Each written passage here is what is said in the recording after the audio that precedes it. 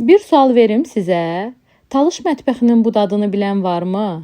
Elə bir şirniyyatdır ki, evi bir anda bişdiyi zaman qoxuya bürüyür. Bugün sizə talışların özünə məxsus dadı olan əsl lökü reseptini göstərəcəyəm. İlk öncə kanalıma abunə olun. Siz də əsl lökü reseptini öyrənmək istəyirsinizsə, gəlin keçək hazırlama qaydasını sizə göstərim. Videomu bəyənməyi unutmayın ha. Bu lökünü mən Astaranın məşhur düyüsü olan Həşimi düyüsünün dartılmışı ilə hazırlayıram.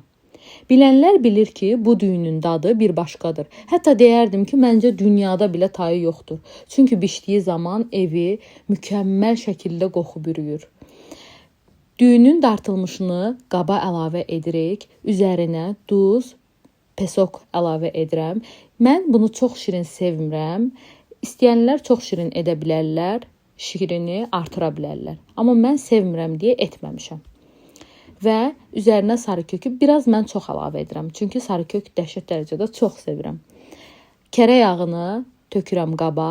Dəqiq qramajlar üçün YouTube kanalımın açıqlama qismində qramajları mən orada yazacağam.